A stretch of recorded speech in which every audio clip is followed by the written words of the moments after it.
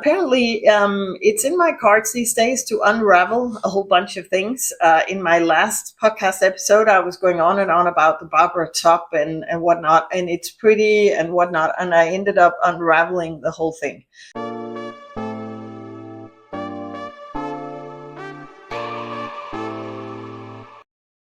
Hi there, and welcome back. My name is Lisa, and this is LiseLight, the channel where I talk about all kinds of things creatively. And what I've been going on, it's mostly knitting. So today is a regular podcast episode, but I'll share one finished object, which I'm wearing, and talk a little bit about my plans, a little bit more of ripping back on some projects and what are in the books for the near future. So if you're a returning visitor, thank you so much. I really, really appreciate it. If you're new here, I hope that you will enjoy the content. If you like it, please consider subscribing. It really helps the channel out. So I really appreciate that. So let's just do Danish word of the day first. And today I think we're going to talk about uddannelsesstart. And that's a bit of a weird word, but uddannelse is your education, and start is, as the word says, it's when the studies start. And the reason I want to talk about that word is this is definitely the season where all the students are getting ready to figure out where they're going to be studying.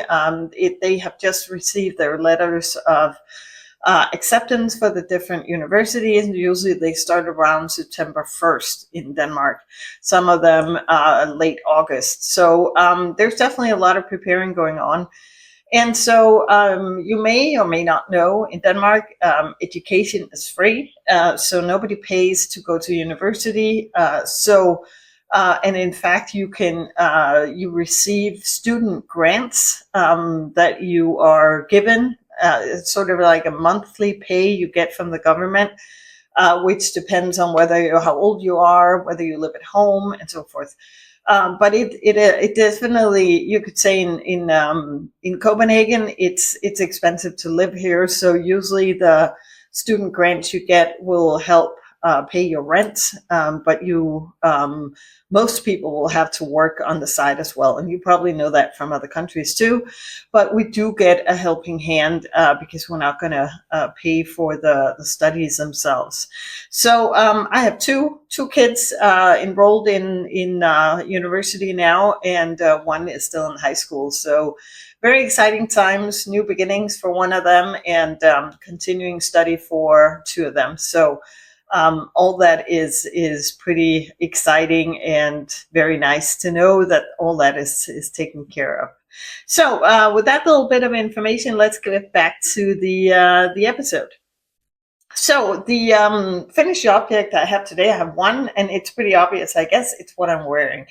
And this is the Knitting Committee tee, or top, I think it's called, by Lily Kate France. I did an episode about this t-shirt as a whole, because I won't go into tremendous detail in this episode, because I actually wanted to dedicate a whole episode to this t-shirt, because I think and it may just be me, but I've been actually bypassing a lot of patterns from Lily Kate France, because I thought, oh, it's probably for somebody who's built completely different than me.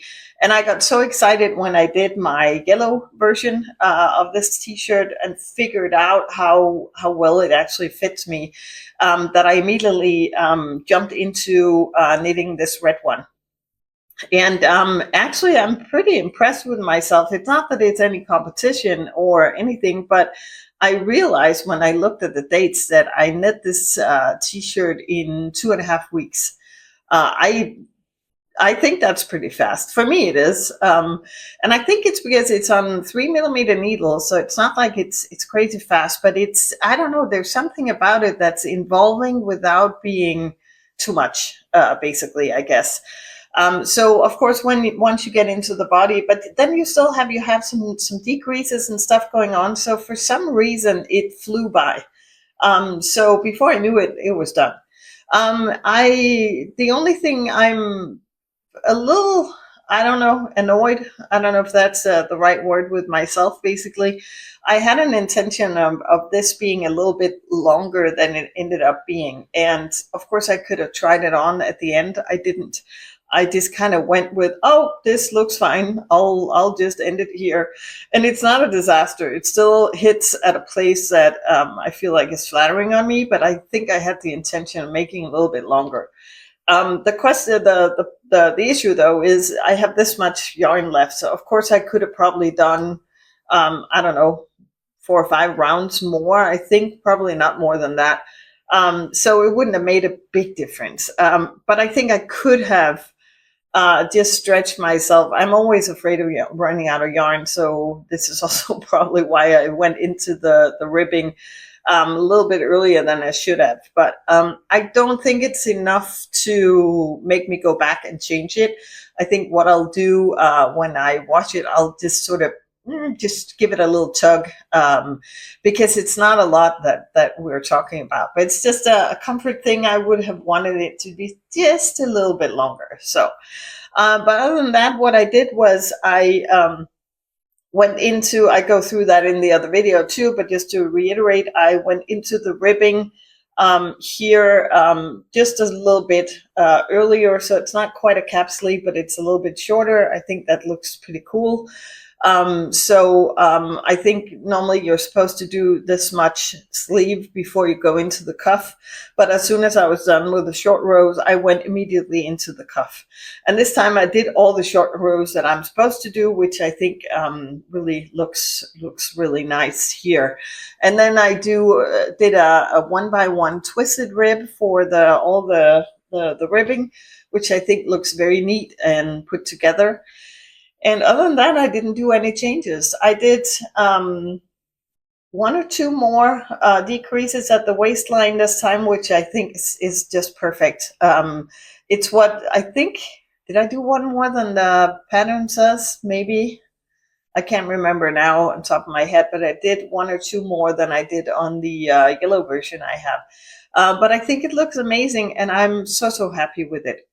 I have white cotton yarn, and I'm right now I don't have the time to do it, but I'm thinking of maybe doing a white version. I don't know if I get sick of having the same t-shirt in a lot of different ways, but it's such a basic piece of garment that I feel like I could use a whole bunch of them. But I'm thinking it'd be fun to do a white version where I do a contrast color, just a couple of rows of the ribbing, for example. So either the red or the yellow, which I have a little more left over from, I think, could look kind of fun, I think. But that's for another time, because I don't really have time for that at the moment. So that's what's been going on with my knitting lately. This is what I have finished. So let's jump into work in progress. I haven't done really much on my little socks, maybe a row or two. I haven't had the perfect conditions for it. I'm going to go on a train in a couple of weeks, so this is usually why I bring my socks, because they don't take up too much room. So this is the yarn I found in a thrift store. It's Lang Tweed, it's called. I'm not sure they have this anymore. Magic Tweed, I think even they call it. It's superwash. It's has a little bit of a halo. It's a mixed yarn, which I think is perfect for socks. So I'm just gonna do good old regular vanilla socks. So not much to report there. It's just basically just going straight. So I'll probably do a cuff of like this length, I think, and just then do my shadow wrap favorite heel construction, and that's it. So I'm not even following a pattern. I'm just sort of going with the flow. So those are good to have for traveling knits. So that's what's been going on there. And then apparently it's in my cards these days to unravel a whole bunch of things. In my last podcast episode, I was going on and on about the Barbara top and whatnot, and it's pretty and whatnot, and I ended up unraveling the whole thing. I did put that in the video. I just realized that I wasn't really happy with it. There were some things about the pattern that it's probably me, but there was something about the writing style where I kept felt like I kept messing up, even though I tried to do it right. And I don't know what it was, but I ended up with some inconsistencies in when I split. It's knit from the bottom up, which I don't love, but I thought, oh, that's going to be fine. But there's something about the when you split for the front and the back that just went completely haywire, and I was like, I may be able to fix this, but it's sort of loose, and I felt like there wasn't any real structure to this piece, and I just know myself that I would probably end up not using it very much. And There was no place in my life for stuff that I'm only partly happy with. I'd rather unravel it, and it's actually a big step because I used to sort of just close my eyes and finish it anyway, just because I felt I had to finish it. And now I'm much more critical and just will unravel fairly quickly if that's the case. And that's exactly what happened with this one. I'm in the middle of the row, so I apologize for that. Um, this is the yarn I bought. Let me see. Let me just get. So this is Lana Gatto. It's called Vanilla, and it's when I bought it online. I talked about this yarn before. It looked, when we look at it from afar, it just looks like a variegated sort of regular yarn. What I didn't realize was it's actually quite thick, and I've been struggling what to make of this. And I'll put on the screen because what I did, I started on this beautiful top from the book Summer Knits by, let me find a picture so you can actually see what I'm talking about. From the picture by Sari Nordlund, Summer Knits. She has this beautiful top. Can you see it? With, just signature lace cable, the structured thing that she's so known for. And I was kind of like, I can do that. And it actually fit pretty well with the gauge. And I will show you on the screen how far I got. And the reason I unraveled it was I wasn't feeling it. I think I mentioned in a video, I had a little bit this feeling that I was knitting a towel from the 70s. I mean, this sounds really bad because it's nothing against the pattern because it's beautiful. But with this yarn and that combination, it just did not, it seemed a little clumsy, and it actually has a really nice drape when you knit it up, but it did not work for me. And then I started messing up because one thing, and I won't like reveal the whole pattern on screen, just show you quickly, like in a book, these like ridiculously tiny little patterns, of course they have to be when they're in a book because you got to fit it all in.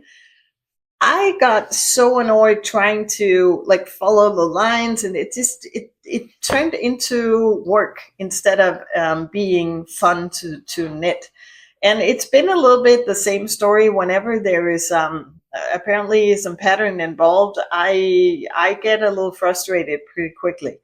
And it's not to say that I'm done with doing structured knits because I love the look of it, and I would still love to do this top at some point.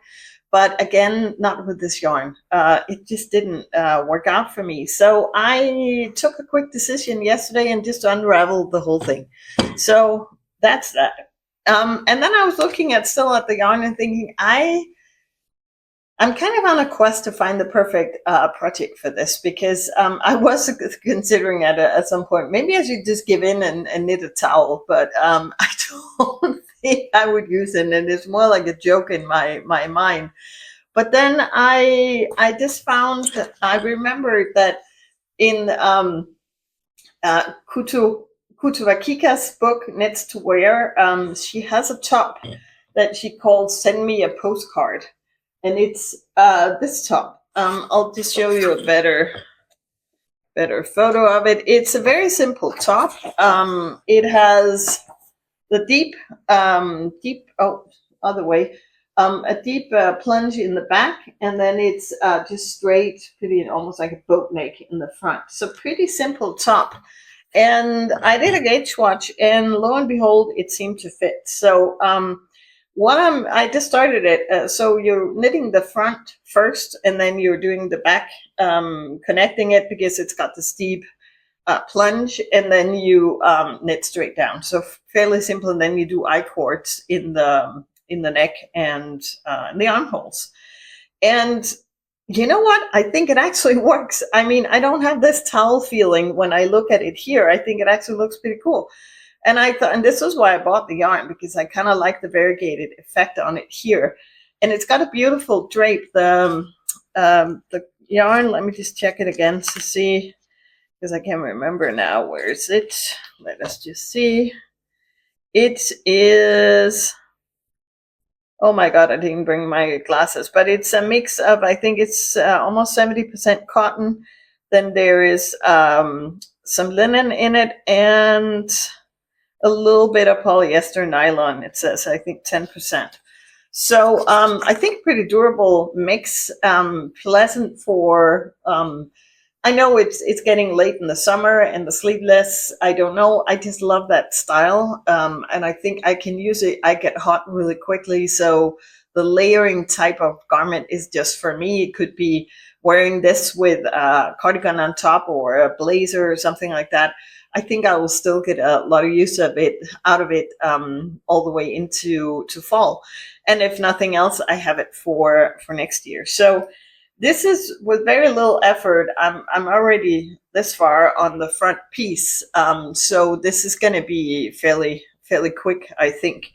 And I just felt so good starting. It's going to be a little bit of a mindless project, which is mostly what I've been doing with all these T-shirts I've knit this summer. But I'm not mad about it because I know that this sort of simplistic design is right up my alley. So I think that was the right decision. But and it was a quick decision yesterday because I was looking at it going, oh my God, it actually took me a while to get to this point in the other top, and I just decided this is not it. It's not doing it for me.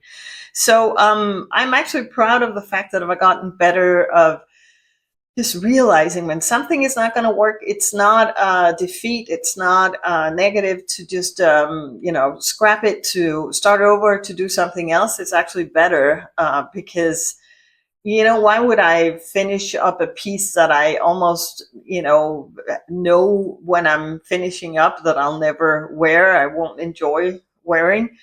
That's not going to happen. I'm just definitely going to go for all the stuff that I know that I'm going to love. So that was a great decision, I feel like. And so the next thing, well, there isn't much new to say. I showed you last time that I bought this yarn Sunday from Sennes for, or double Sunday for a cardigan for my dear friend. And I'm going to a summer cabin with her next week. So this is going to be my prime focus for that week. I don't know how long it's going to take me to knit a cardigan, probably more than a week in the summer cabin. But the whole idea is I want to be next to her when we decide exactly which one. I've suggested the Amesbury cardigan, but I'm going to bring that. I'm also going to bring my Eva cardigan, which is also a great cardigan in my mind. It's got the V-neck, whereas the Amesbury cardigan has a round neck and a double knitted front band, where the Eva cardigan has ribbing. I would say the Eva cardigan is, you could say it's probably easier and faster to do because it doesn't have a lot of moving parts. It's just basically fairly easy to go by. But I really love both of them. I also looked at Other Loops has a cardigan with some braids, what's it called, cables down the arm, which I think is so pretty, and I think it would look pretty amazing in this yarn. So I'm going to bring all, and I don't have that pattern, but we could easily get it. So I'm going to bring all three, like the two I actually have, and then the pattern for the third one. and then we'll have a discussion and try on and figuring out what she likes the most, because I realized actually that it's pretty important that we talk about all the details of the pieces, because I'm not sure everybody. It's something I noticed after I started knitting, that the construction of garments is really not something I paid a lot of attention to. I do when it's sewing, because I sew myself, so I'm interested in how do you construct different pieces of garments. But it's almost like knitting can involve a lot more little parts in the construction that you don't really notice if you're not doing it yourself. So, and I feel like those apparently small details can just make such a big difference in the final look of a piece. You know that as a knitter.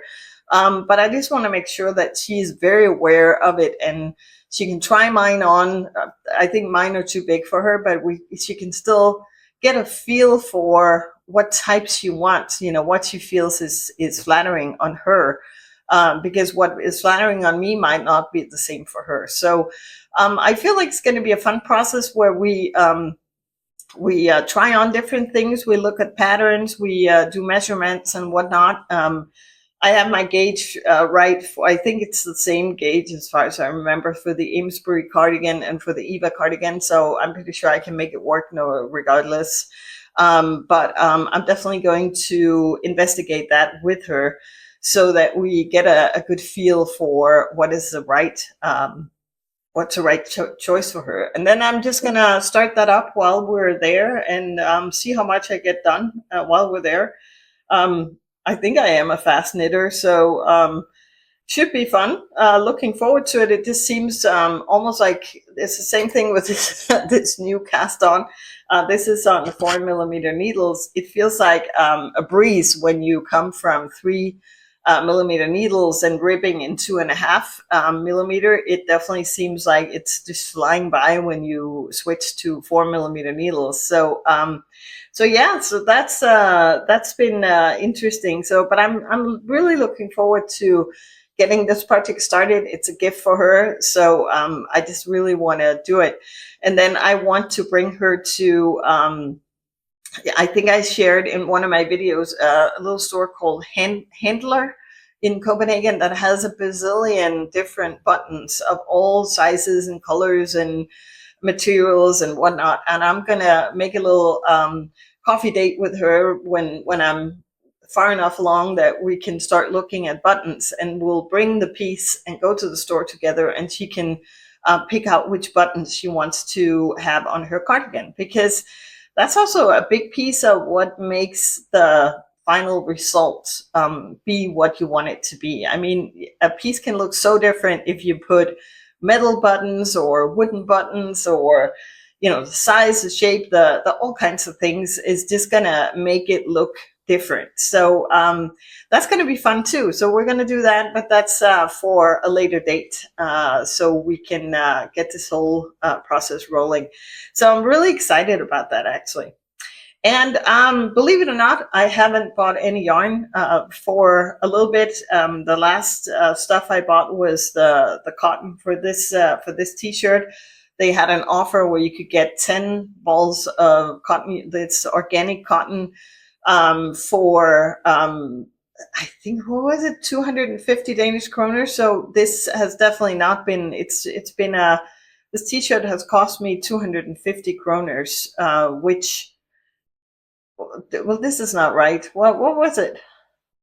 Even less. I'll put. I can't remember the price now. I remember the price for 10 balls of cotton was very cheap. I'll put on the screen what the final cost of this t-shirt was, where remembering I used up 5 balls almost. So I'll count it as 5 balls of yarn, so 250 grams.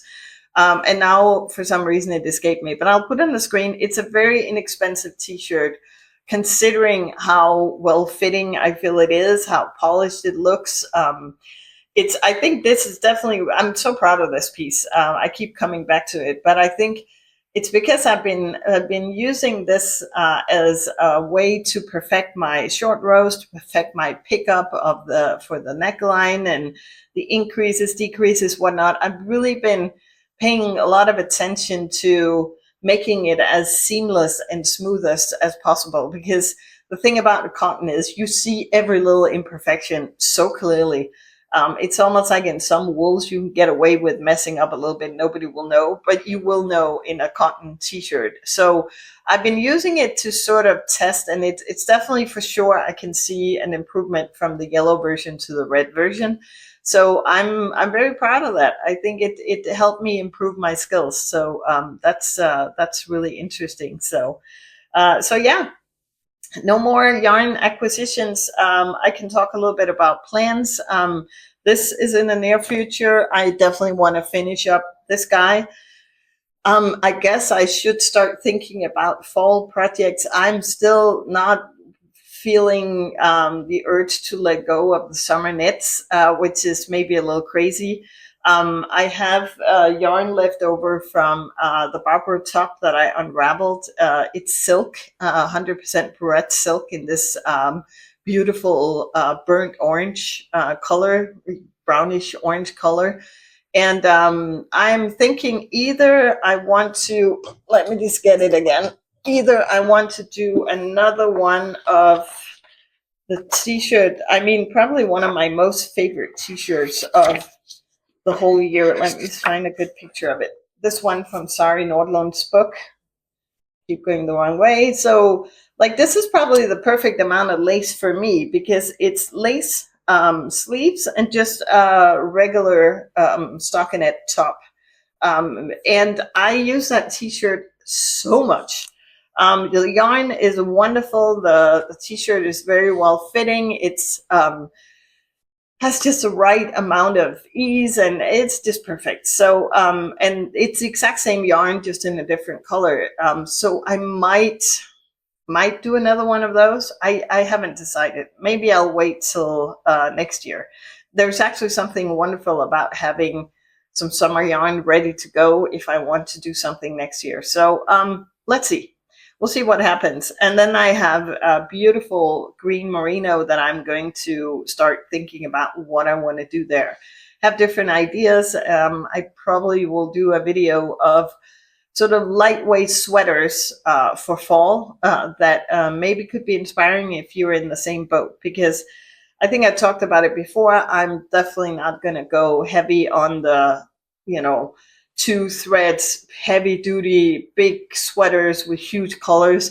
I love the look of them. I think they're so pretty. They're so beautiful. It's just in theory, I love them, but in all practicality, I'm not wearing them very much because I get too warm. It's not cold enough for me to wear it all the time, and I keep taking it off anyway. So it's not what's in the cards for me. So it's I'm definitely going on the more lighter knits.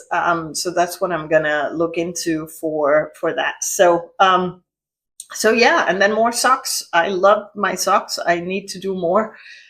So those will constantly be on my needles too. I think I might try a little bit of color work on socks. I think I'm ready for that at some point. I was considering whether I should have incorporated something in these guys, because I don't know, maybe they get a little boring. Boring can be good when it's socks, but fun could also be had here. I guess I could still do it, maybe rip back a little bit, but I haven't really thought it through. So I have to think about that and see whether I want to do something, or it could just be a stripe or something, just to switch it up a little bit. Could be kind of fun, maybe. But so yeah, those are my plans at the moment. So let me know in the comments what plans you're working on. Have you started fall knitting plans yet? I never do like formal plans because I'm sort of a spur of the moment type knitter sometimes. And I do have some thoughts, but I will wait and share that with you later, because I have some yarn in stash that I want to use for some pretty awesome projects that I want to do. One of them definitely involves another Kutovakika pattern that I've been wanting to do, and I have the yarn for it. So those are just waiting. It's still, I'm not wanting to let go of summer yet. So that's basically where I am at. With that being said, again, if you want to subscribe to the channel, it'll make me so happy. I love all your comments. I mean, I'm so appreciative for you guys who follow along, see my patterns. One of you wrote to me that you have just been to Copenhagen and actually visited a couple of the yarn stores I have talked about before. You've also visited the little store Handler with all the buttons, and I'm just so happy that it brings value to you guys who are watching my channel. So thank you so much from the bottom of my heart. I really, really appreciate it. And with all that being said, I will end this video here and hope to see you in my next video. Take care.